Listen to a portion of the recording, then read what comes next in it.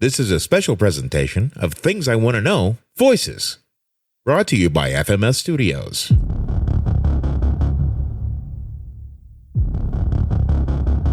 Karen Silkwood had proof, names, numbers, and documents that could expose the truth about Kerr-McGee's nuclear fuel plant in Oklahoma. On the night of November 13th, 1974, she was driving to meet a reporter from the New York Times. Beside her in her 1974 Honda Civic sat a folder filled with evidence, proof that they falsified records, safety violations, and the missing plutonium. But her little car, barely more than a tin box with vinyl seats, wasn't built for dark highways or midnight missions. She drove alone into the blackness with the hum of the engine and the weight of the folder being all that she had. Karen never reached the reporter. Her car struck a culvert in the darkness, quietly, violently. There were no skid marks, no sign she'd even braked. And the folder? The evidence. Well, it disappeared, as though it had never existed.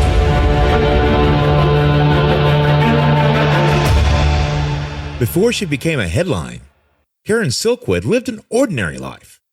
She grew up in Longview, Texas, where she married young, had 3 children, and watched helplessly as her marriage dissolved. With her children staying behind with their father, Karen moved away, searching for something very different.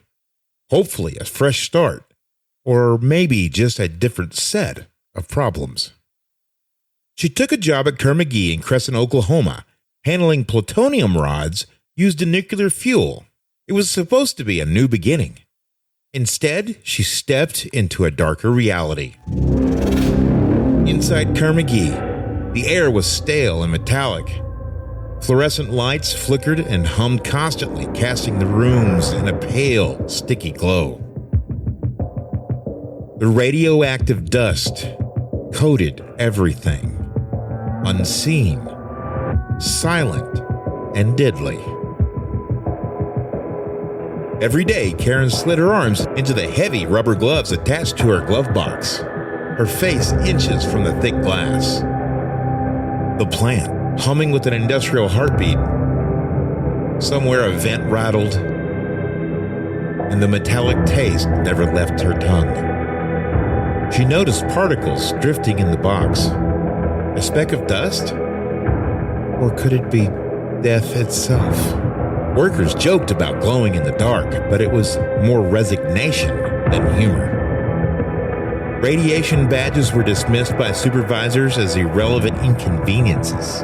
Safety was compromised daily. Glove boxes, thick-walled chambers meant to protect workers from contamination, were cracked and leaking, as they were the only barrier between the humans and the plutonium they worked on.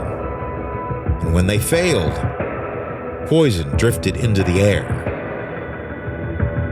Records were easily and repeatedly falsified. Plutonium disappeared by the ounces. More than enough to raise alarms at the Pentagon, and enough to make a nuclear weapon, if it ever left the plant. Karen's crash triggered a storm. The Atomic Energy Commission and the FBI arrived first. Then, the Nuclear Regulatory Commission and the Government Accountability Office dug in. Agents in suits and gloves walked the plant floor, counting, testing, and documenting all the failures. In a congressional hearing room, before the rows of silent faces, a member of Congress asked, "Are you telling this committee you lost track of ounces of plutonium?" "We don't believe it left the plant." "That's not what I asked." Well, the findings were damning. The culture of negligence, a company that had lost track of its own nuclear material, and workers contaminated without protection. Kerr-McGee's nuclear operations were a liability too big to ignore. The Cimarron plant closed in 1976, with its gates chained and its reputation shattered. Karen's contamination, it began slowly. It started with dust on her gloves. It trace on her clothes, then escalated. By the end, plutonium was detected in her lungs, her blood, even in her digestive tract. Not only that, but her apartment was radioactive. The food in her fridge, the bathroom sink, the toilet seat, all hot. She hadn't even worked in the faulty glove box on her last day. But the contamination seemed to follow her, as if someone wanted it to. Once she discovered the contamination, she would stare in front of her fridge, looking at the butter, leftovers. She didn't touch anything. She just closed the door slowly, like it could explode. She had confided in friends. She said doors were left ajar, papers shifted, cars tailed her. She made sure she made copies of everything and hid them all around, at home, work, in her car. She checked locks again and again. On November 13th, she attended a union meeting, met with her lawyer, ate dinner alone, and drove south on Highway 74. That folder of evidence was her shield, as well as her target. She drove with the windows cracked, the road empty, the fields on either side silent. Her badge had read normal that morning, and for a moment she let herself believe maybe the worst had passed. And as that road stretched flat and her headlights lit the fence posts, an impact. She hit a culvert head-on with no skid marks, both hands still on the wheel. Yet the evidence was gone. Her autopsy blamed Quaaludes, said she fell asleep. But on review, the dose in her system wasn't enough to stop her from fighting to the end. Now the fallout went far beyond one crash.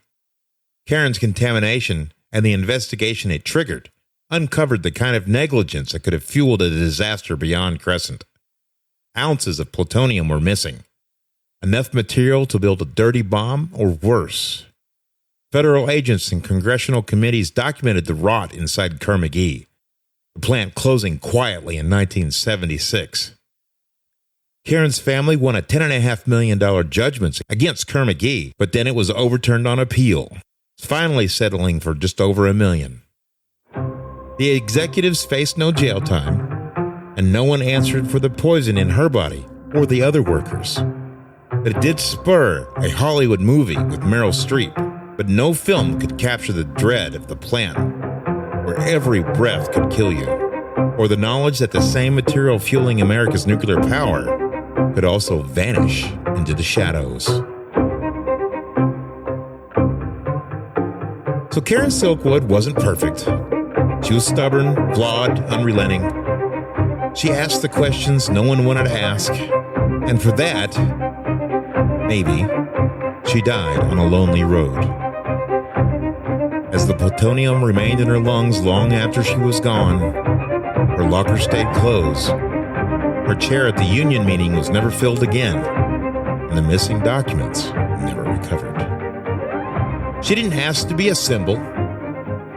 All she did is ask to be heard. But the truth still lingers in the dust, in the records, and in the silence that followed.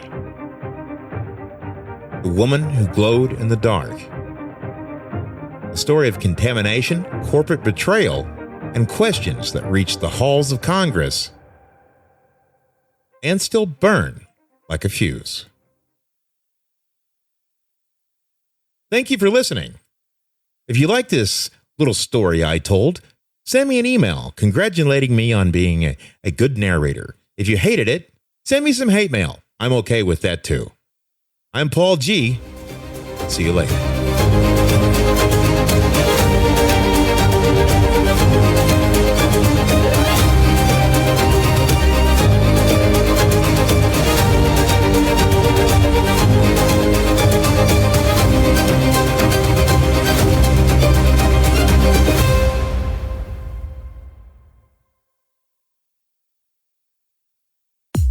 Thank you for listening to Things I Want to Know. You want these stories, and we want to bring them to you. So hit the support link and keep this circus and the mics alive.